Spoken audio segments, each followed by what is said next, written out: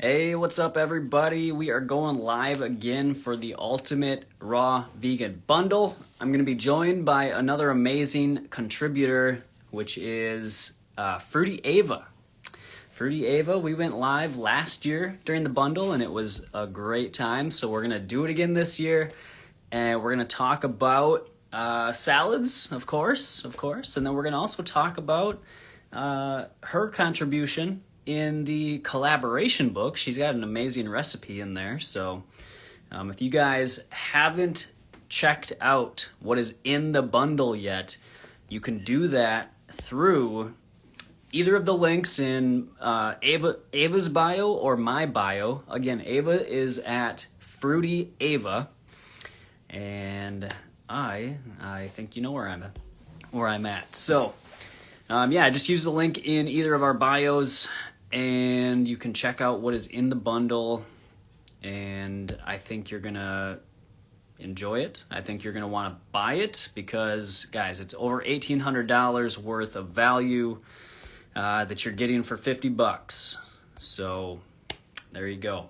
Give it a look, check it out, get it, and improve your diet and your overall health with the help of all these contributors. There's 40 different products, which are all brand new, never before released. And there is, hey, what's up, Tessa?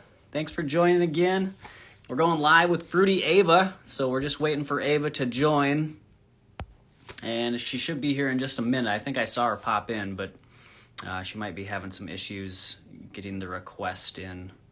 But yeah, so Ava, just I think I see you there, but let me know. Oh, there we go.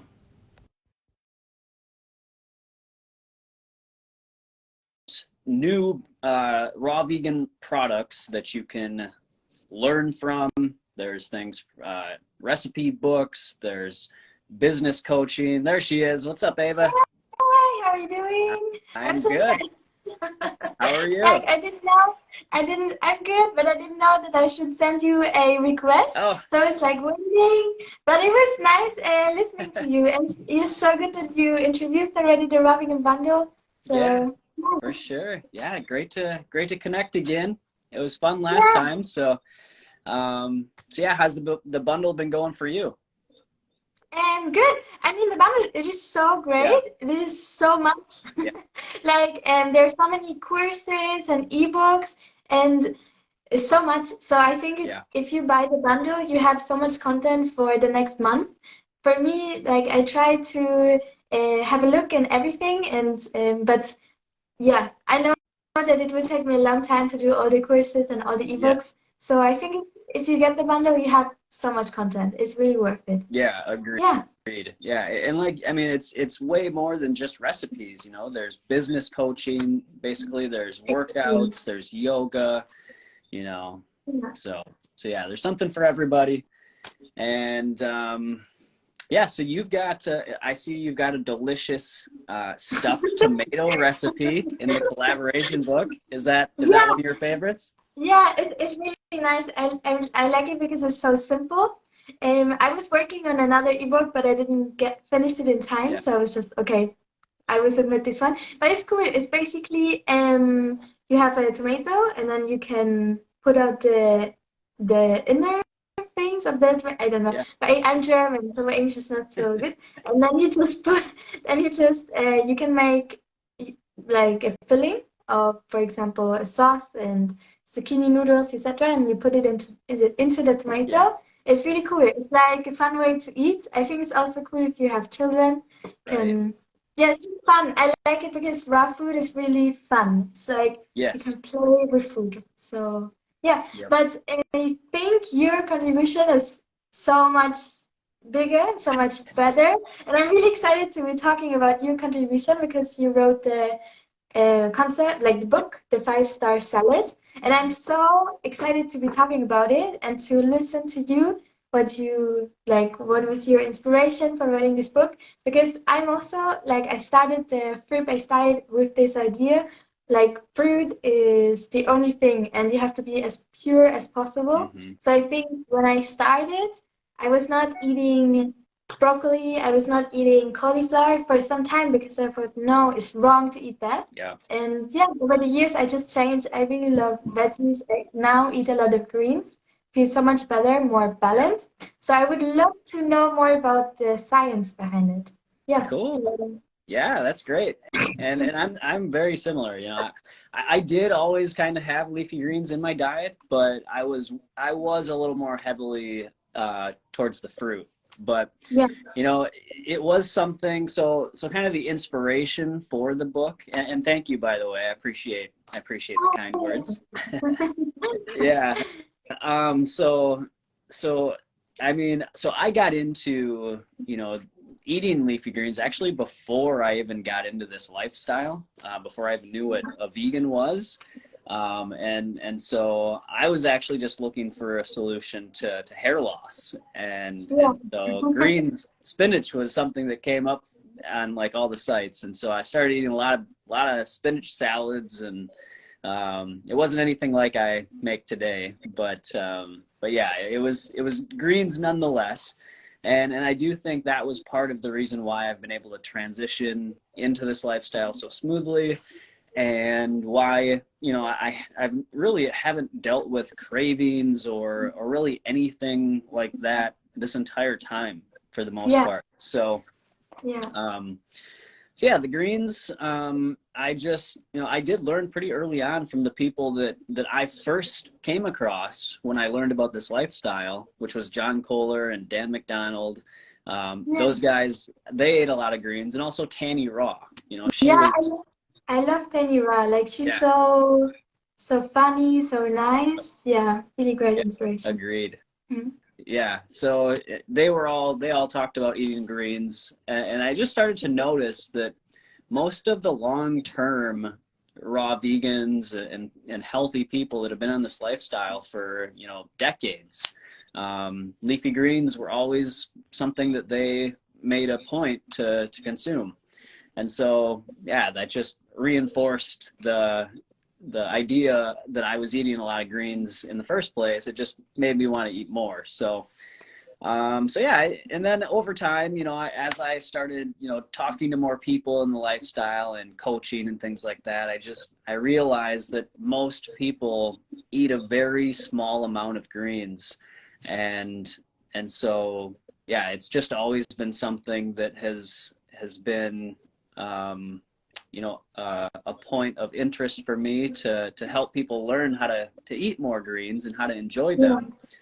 And yeah, so I go into that in the book. I talk about, you know, why people struggle to eat greens, you know, why they don't really care for them so much, and how they can start incorporating them in an easy way. You know, it doesn't just have to be big salads, but I do recommend big salads. But for beginners that aren't ready for the 5-star salad full on, they can definitely start to incorporate leafy greens in a pretty simple way that helps to what I call your green esteem in the book, which is basically how you feel about greens and like your confidence in preparing them in a delicious way. And, you know, because most people, they just don't know how to make a salad, right? That's a big part of why they don't really enjoy the taste, because they don't know how to prepare it. And so that's where kind of the 5-star salad concept came from, was just figuring out what it was about my salads that I really enjoyed, and helping people, you know, do the same thing so that they could, you know, avoid some of the mistakes that I see a lot of people make with their salads. So yeah, I mean, that's kind of what the book was about, or is about. And I go deeper into like some other things, like some of the anti-nutrient, you know, issues that people have concerns about, and, you know, why I believe pesticides or organic is the best way to go when we're choosing our greens. And yeah, just things like that. And I've really enjoyed, you know, hearing the feedback from people. People are enjoying it, so that makes me really happy. But yeah, so that's kind of where the book came from. And yeah, amazing. Like, I love it so much. I think that like eating fruit is so simple, and I think you don't need to study anything. If you, for example, have a strawberry, like you eat a strawberry and it tastes good. Yeah. So it's simple. But I think with salads, there's really a learning curve to it on learning how to make salads that are delicious. I think that's why the Barbecue Bundle is also so amazing, because you have so many salad recipes inside the Rawintuition bundle. Like Lisa has a hand Yeah. salad ebook where Love she it. shows you how to make delicious wraps, and you put them in wraps. Because I believe that, as you said, most people, they have, I myself, I had no idea how to make delicious salads and how to make salads that are actually filling, that fill you up. Yeah. And I think that before, when I started the raw food diet, there was this belief, okay, because I was sometimes not feeling super satisfied, not Hmm. satiated. And Yeah. I was like, no, it's just different. It's just how it is. But I think now that I prepare salads in a different way, at the end of the day specifically, I feel completely satisfied. So I think that when you know how to do it, you can actually make delicious salad recipes and meals that make you feel like satiated, Yeah. satisfied. So yeah. Yeah, totally. Actually, there some people wrote in the comments. Maybe we should we read it? Yeah. So I think one person wrote, um, I have to read it. Like, Eva is my Yeah. favorite. Thank you. That's is the best. It's nice to hear. It pushes my ego. And another person wrote, I've been hearing amazing things about that salad book. Every other life is mentioning it. I'm so excited to dive into it. Yeah, you Hmm. should. You should. I haven't read it fully, but I can say I can give you feedback. It's really great, like really informative, and I'm looking forward to after the bundle ends and I have more time to actually read it. Yeah, I'm really, really curious about it. Yeah, well, thank you so Um, much. um, what another person wrote, greens get tastier, right? Don't really understand it. Mm. And another person wrote, I always find bugs in my leafy greens. Oh, Happens no. to me too, but I think it's a good sign. It's a sign of not so much pesticides Yes. and actually, yeah. Yeah, I agree. And yeah, I I wanted to ask you actually, because there's this myth going around that I think in the beginning when I went vegan, I kind of believed that vegetables such as cauliflower or broccoli or also really dark leafy greens, that they have some toxins in them and that you should not eat a lot of them or you should not eat any of them basically. And what's your opinion on it? Because I think you also mentioned it in the book or you wrote about it in a book. So it would be curious to know. Yeah. Yeah. Great question. And that is something, I've been hearing that ever since I got into this lifestyle. People talk about, there's goitrogens or there's oxalates and things like this. So usually people bring up the oxalate concern, which, there's basically what it seems to happen is that there are studies done. They basically take these different compounds, such as oxalic acid, which is what forms into oxalate stones. Yeah, And so they isolate the oxalic acid, and then they concentrate it into large amounts, and they give it to cells in a petri dish, or they give it to animals in again very large amounts, and then they look at what happens, and then they extrapolate. They just put that, they take those results and they apply it to everybody. And so yeah, the reality is that oxalic acid is a very normal thing. Our body actually produces oxalic acid. The liver produces it, and it has a function in all throughout the body.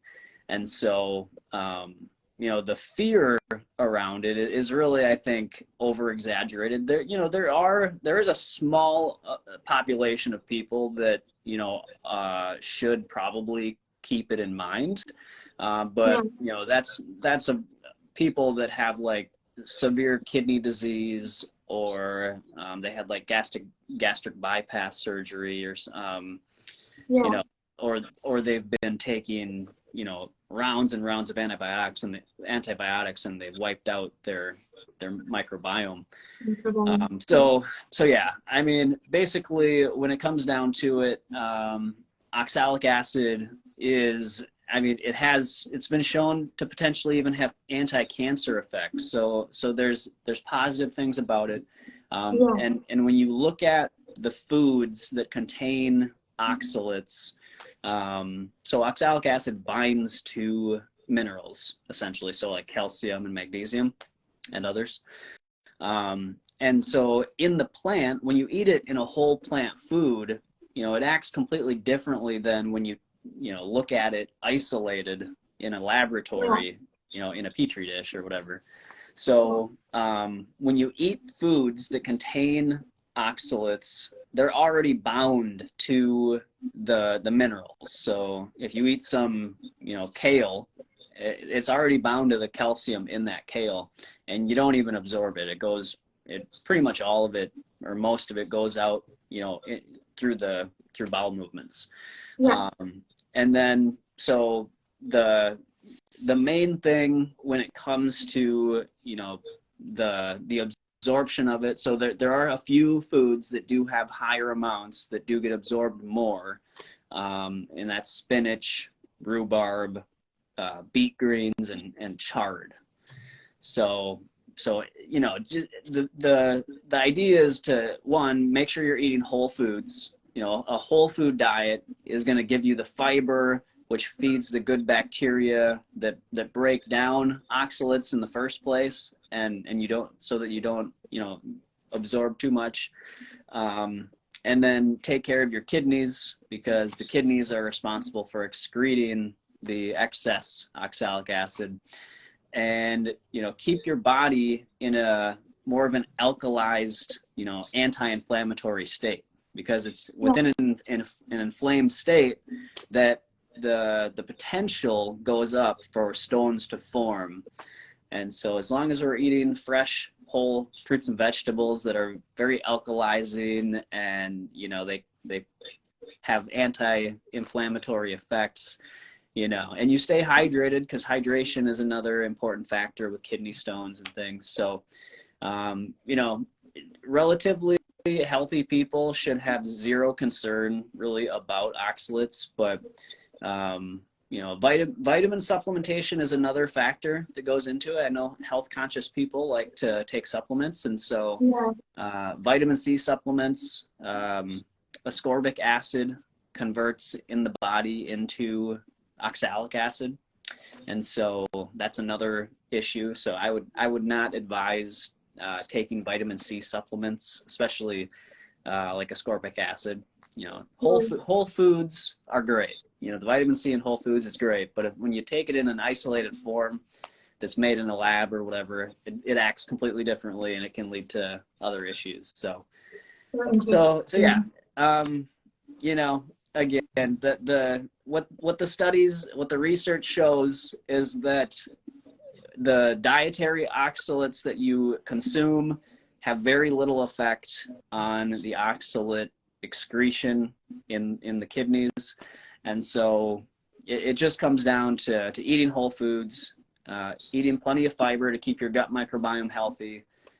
Don't do things that damage the kidneys, and stay hydrated and that sort of stuff. And there should be zero concerns. So yeah, and really it goes the same with other like goitrogens and things that people are concerned about with cruciferous vegetables.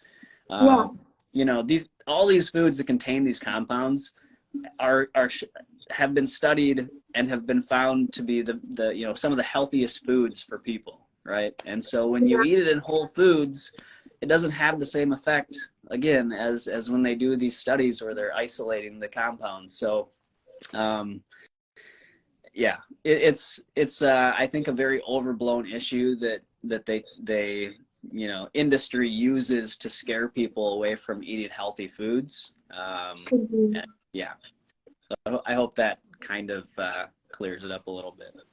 Yeah, makes perfectly sense. And I think it's so important to mention that because I think in the raw vegan community there's still this I don't know what to say, but this groove or this mentality of some people, they have to be as pure as possible. So as little food, as little variety as possible. That's how you become more spiritual, and that's how you I don't know, like you become the most pure that you can. And I think that's not something that people should really do because they miss out on so much variety and so much vitamins, like vitamins, minerals, nutrients. Yeah. And I think for me as well, when I just eat like only maybe 4 fruit, I wouldn't feel, and that for months and months and years, I would definitely miss out on so much minerals. And I feel it, for example, if I have a fruit meal or I eat a lot of fruit, in the end of the day, I just need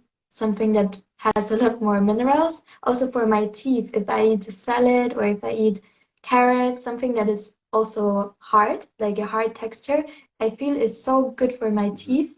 So yeah, I definitely think it's something that should be stressed. And I have another question actually, because some people they say, yes, like, okay, I want to try to eat more vegetables, also maybe raw vegetables like cauliflower, broccoli, but I feel like I get gassy and bloating. Mm. Um, and I think what I've learned is that you should start small. Like you should, okay, just maybe eat a little bit. That's one advice that I can give. And another advice is it really matters how you prepare the food. So for example, if I would have a cauliflower and I would just try to eat the whole cauliflower, I would probably also get gassy or bloated. But for example, if I make with a food processor like cauliflower rice or cauliflower sushi, is really different and I digest it so well. So it really depends as well how you prepare the food. So yeah, just start slow. But I think that some people they say, oh, this gives me bloating, so I should just avoid it at all costs and I just not. And I think that's an approach that I had in the beginning and that I thankfully changed. Because now I just have a lot more variety that I eat and it makes also the food so much more enjoyable because you actually have so much more variety. Yeah. But yeah, would you have what's your point of view on this? Should you avoid veggies because you get bloated, or do you have some advice on this? Yeah. Yeah. No, that's a great point. I would say, yeah, the preparation, like you said, is important. Yeah, I think a big part of it is that a lot of people don't chew very well, right? yeah, So absolutely. if they make it into like cauliflower rice or something, it's already broken up a lot better, so you're probably going to digest it better. Yeah, Um, Also, I would question, how they're combining those foods. Like a lot of yeah. people will eat that and then they'll have a dessert afterwards and then, Or like like fruit. watermelon afterwards. Yes, Yeah, exactly. So if you're putting in, some really fast digesting foods after you eat a bunch of yeah, vegetables like cauliflower, yeah, that's yeah. going to definitely cause some issues. And then for, for the general person, you know, medications and different things like that can also impact. So if people take antacids or, other, types of medications like that, even just like NSAIDs, like, for headaches, if they just take like an aspirin or something, Yeah, those impact the microbiome, right? And so those can damage those good bacteria that are there to break down a lot of these foods. And yeah, so, I like to look at, a lot of different factors that go into digestion, because, yeah, like you said, it's great to start slow because most people just don't have the microbiome yes, to yeah, digest these foods the most efficiently. And so, definitely start slow, but also I think this is where leafy greens actually come in really handy, is that, mostly if, you can just start incorporating more leafy greens into your diet, even if you're not digesting like cruciferous, like yeah, broccoli and cauliflower very well yet. Um, the more you get in the leafy greens, you know, that helps with improving our hydrochloric acid production. It helps to, you know, start cleaning out some of the digestive tract if you've got a bunch of, you know, crud stuck in there from eating a standard diet. And yeah, it's just very cleansing to the GI tract, and it again builds the microbiome. And so the leafy greens, and I do believe that's why I really never had any issues digesting any of these foods really when I started to incorporate more of them, is because I had already been eating a lot of leafy greens, which gave me a pretty decent microbiome that could start handling this. And so, yeah, I think that, you know, if you start slow, also put them into a salad, right? So maybe don't just eat them on their own. If you can eat them in a salad, it might help. And yeah, so, but yeah, you know, it's a lot of times it has to do with some other factors, even like if we're drinking chlorinated or fluoridated water. Yep, that can impact the gut microbiome. And so yeah, I mean, there's several different things you can look at with those digestive issues, but I think, like you said, if you start slow, incorporate it a little bit, and then increase over time, and I would say just do your best to limit the environmental factors and like medications, that unnecessary medications that might be impacting the gut, and yeah, that should help. Great answer. Because I think more people wrote, I can read it. For example, Annarina wrote, yes, my taste buds changed. We've been adding them for years and my kids will even eat them. That's so great. I think for me, my taste buds completely changed. When I started going vegan and all of this, before I never ate broccoli, like did very little of vegetables. And now I love to eat vegetables, especially also celery. Celery was something that I had to get used to. And now I love it because it's so rich in sodium, I think. So it's just really, it gives this really great kick. Another person wrote, hope all is well. One person, I struggle with making them low fat. Any tips when you always want avocado and nuts and seeds on top? Do you have an advice? Yeah. So I personally like to include some fat in my salads. And so I basically do that with my salad dressing. And so I use, my standard amount that I use is 3 tablespoons of a nut or a seed. And so I find that to be like the perfect amount to give it the right creaminess, and you know, mouthfeel, and covering the salad without having too much fat. So and also I don't eat any fat. Typically I don't eat fat earlier in the day. I pretty much save my salad to consume any fat. So I don't like snack on nuts and seeds earlier in the day or anything like that. So that's, you know, 3 tablespoons is a good amount for me. And then even still, if you're wanting to have less fat, you can definitely take any of the salad dressings in my book and split it in half, and you can have half of it today and then half tomorrow or whatever. And I do that too sometimes. So yeah, I think there's plenty of good ways to reduce the fat intake of the salad without sacrificing, you know, the flavor or, you know, that sort of stuff. Yeah, that's amazing. I think I have like the same advice that, for example, I also don't really snack on nuts during the day. And I think that makes a big difference, because I think some people, they don't eat enough fruit, so they don't get enough calories, so they naturally just snack on nuts. And when you snack on nuts, it's so easy to overeat them. So you just eat a lot, and then at the end of the day, you want a salad, and then you want to have fats with the salad, but you already ate so much fat. So yeah, I do the same. I don't really snack on nuts. But for people that really don't want to have any fat with the salad. I can recommend dates. It's really great. So to add more dates to the sauce and the salad. I mean, depends which salad sauce, but they're really great recipes for sauces. Also in the Raw Vegan ebook, in the Raw Vegan bundle. They're really great, amazing recipes. How to make salads low fat. Also, for example, the hand salad ebook by Lisa. She has amazing recipes on how to make wraps low fat. And for example, I made a lot of raw vegan burgers, and all of them you can make easily low fat. So there are really so many recipes out there. You just need to get ebooks and learn how to do the recipes. But it's really possible. It's really possible to make delicious sauces low fat. Yeah. For sure. But totally. Yeah. Totally. Yeah, and I've got 17, so there's actually 22 salad dressing recipes in my book.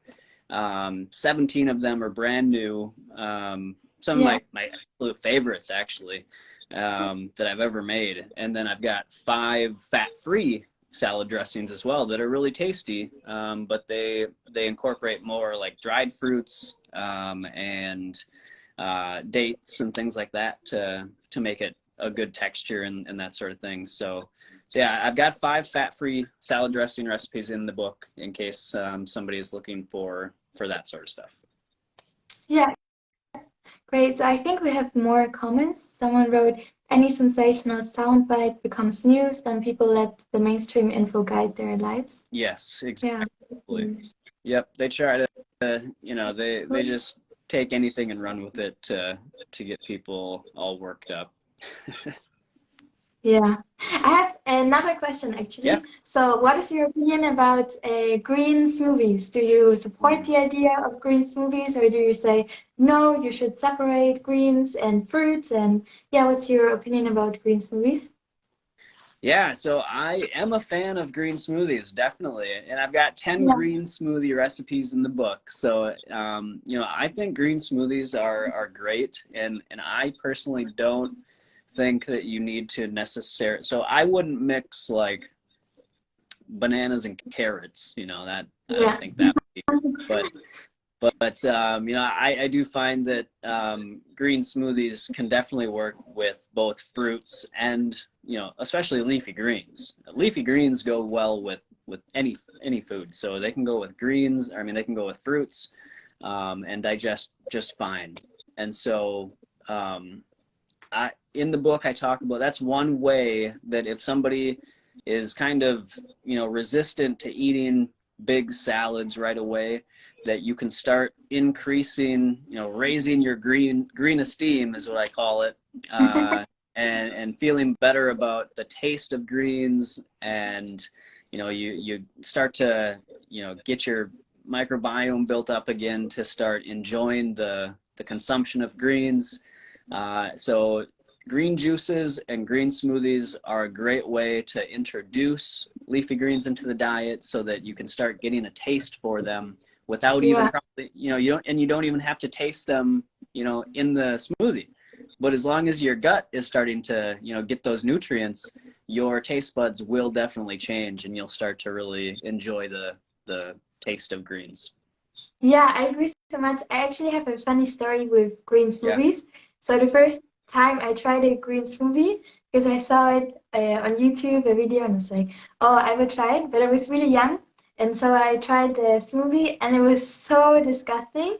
So I was like, no, I cannot eat it. And then I also gave it to my brother, and he was like, no, it's so disgusting. But I think, yeah, you should really start slow and always start from, for example, some people that grew up eating already healthy food, me not. So always start where you are. And then, for example, if you're already used to eating lots of greens, you can right away put in a lot of greens. But if you're like me in the beginning, when I started this journey, I was not used to it. So just start a little bit of greens. And then over the years and over the months, your taste buds, they do really super change. Like now when I make a green smoothie, it's just, I feel so alive after it, like so vibrant after drinking it. So it does take a lot of time actually for you. But I just want to say, don't give up. Yeah. Like it's really worth it. to stick with it and just try a little bit each time, because it takes time for your taste buds to change. Yeah, But, for sure. Yeah. Yeah, Oh, I've definitely noticed. I can't eat, like, this was like years ago, but when I would go after I had been kind of living this lifestyle for a while, and then I used to love to drink soda, and so yeah. I, like, several months into, like, after I had already done some cleansing and things, you know, I had some soda again, and it was just disgusting to me. It's Like, so I couldn't drink it again, and so yeah. it's amazing how profoundly your taste will change. And you know, I talk about in the book the dopamine response that we receive from different foods, Yeah. and that's one of the reasons why people struggle to eat greens, is because they're so used to eating these super hyper stimulating ultra processed foods, and they've raised, like, the base point basically of their dopamine response. And so when they eat something that's only got 100 calories per pound, which is leafy, you know, basically the average for leafy greens, you know, it just doesn't really generate the same dopamine hit that you get from a soda or from, you know, some pizza or something. So yeah, another reason why it's important to start getting in greens however you can, through green smoothies and juices, or however it works for you, and reducing the amount of the ultra processed foods that you consume, so that your body can get back down to like a normal healthy range, and you can start, you know, getting that same pleasure from natural foods that you used to get from processed foods. Yeah, I agree. Like for me, it was the same. I think some weeks ago, I also tried, just out of curiosity, because a friend of mine, he was drinking like a sports drink. So basically just water with, I call it poison, but it's like chemicals. So they Yeah, put chemicals in it. He was drinking it, and then he was offering it to me. I was just like, okay, I just try it, and it really tastes like water with sugar and chemicals. It's just because your taste buds, they really do change. yeah, But I think it's so worth it to stick with it, to actually give healthy food and fruit and veggies, to give it a yeah, try, because I've been doing it. I mean, you've been doing it way longer than me, and I also already for 6 years, so a long time. But it's so great. Like yesterday, I was thinking, I went to the gym. Before the gym, I just ate a whole box of strawberries, and I felt it was so delicious. I felt so amazing. I don't count calories, so I felt so like, just I eat it, I feel good. Then I went to the gym, and I feel that like raw food, it really gives you energy. It really gives you an advantage, and it yeah, feels like cheating, because when I look then at the other people at the gym, they you know, they some people, they weigh the food, or they have to have like special protein drinks out of special powder, and it's just so much. Like I think with raw food, once you have figured it out and your taste buds have changed and stuff, it's just so easy. It's yeah, like, oh, I'm hungry, I'm just gonna make a salad, or I eat some fruit, I feel good afterwards. It's really something that is worth investing time and effort to learn how to do it. yeah, Yeah, I think it really does give you an advantage in life. Yes, really, yeah. really good. I Yeah, agree. I was thinking Yeah, I like how you put it, that it gives you an advantage, because, you know, it's, so. um, you know, one of the big things that I've always focused on is elimination. And because, you know, everybody is so concerned about the nutrients that are coming in, and rightfully so, but also, you know, people kind of forget about the important process of elimination, and how important it is to have proper elimination and open pathways of elimination, so that the body can get rid of waste in a timely manner. Otherwise, you know, if you've got a backed up system and you're putting in even the healthiest nutrients, it's probably going to get mixed up with all the backup, and not be as beneficial. So yeah, fruits and greens are so helpful for allowing the body to eliminate efficiently and properly, and that gives us, you know, more clarity of mind. It gives us more energy. When it comes to like workouts, it allows us to recover faster. We don't get as sore, you know. So yeah, it definitely, I like how you put that. It gives you an advantage in so many ways. Like it improves so many things. Yeah, for sure. Also weight loss. I mean, when I compare myself from years ago, I was stressing so much about weight, and now I don't stress about it. Mm-hmm. And it's just so nice. Like you don't need to stress about food. You just eat when you're hungry, and you eat so much until you're full and satisfied, and you're still not.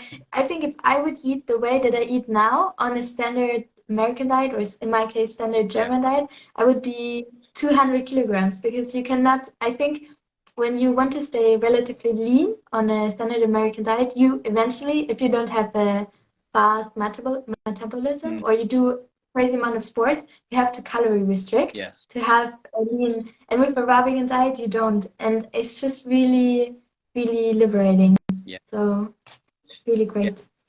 Yeah. Agreed.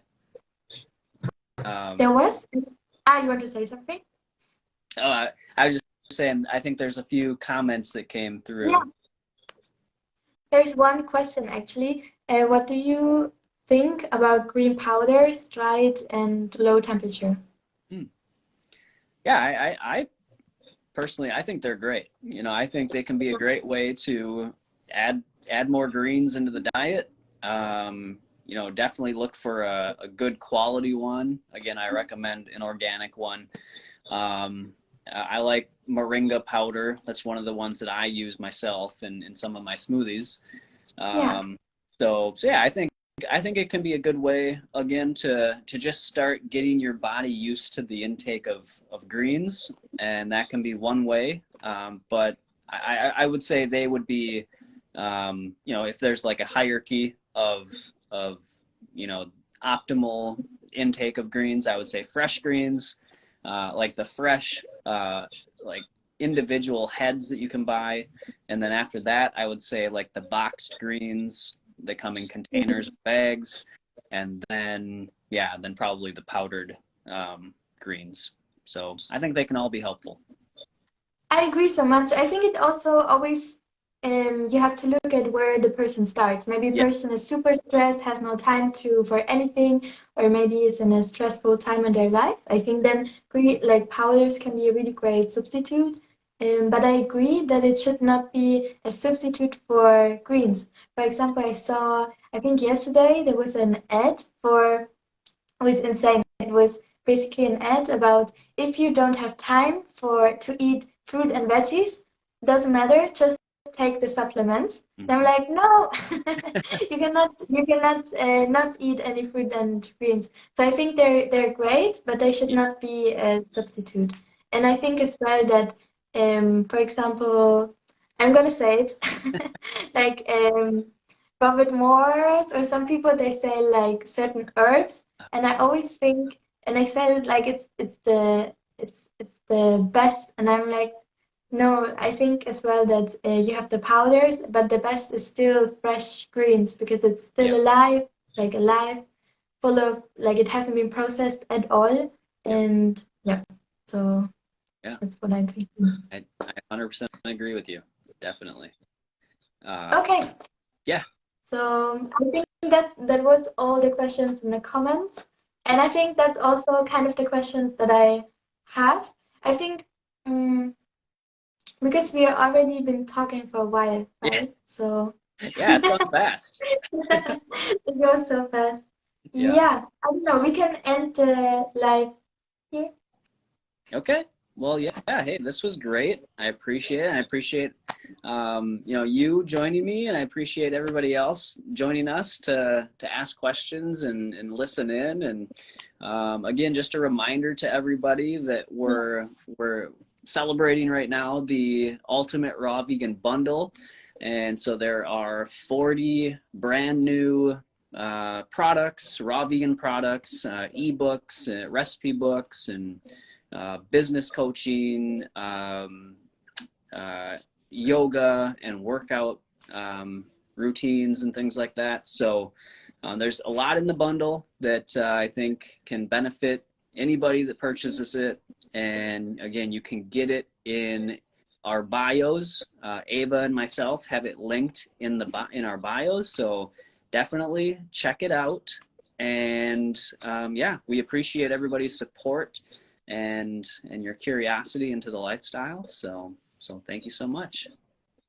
Yeah, thank you also so much. It was so cool. I really like to have live videos with you. So really cool. Yeah, it feels really cool. So thank you for answering all the questions, and thank you for writing this amazing book, because I really believe that in the raw food community there has to be more importance on, no, there has to be more emphasis on the importance of greens, because I really think that especially with the community of Robert Morse, they put so much emphasis on detox, which is great. I mean, there's detox, there's something to it, it's important, but I think that in the end, what you want to reach is really a healthy, sustainable lifestyle.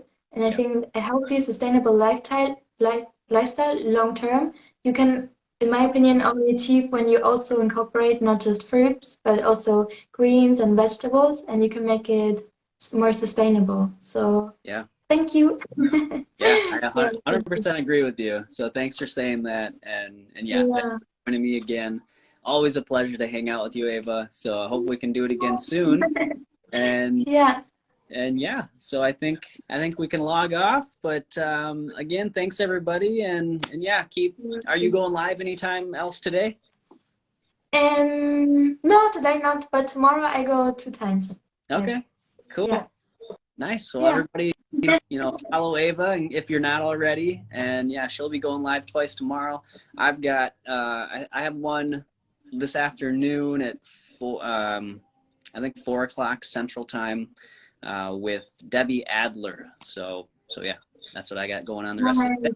All right. I try to work. Okay. See you. Thank you so much. Yep. Bye guys. Thank you.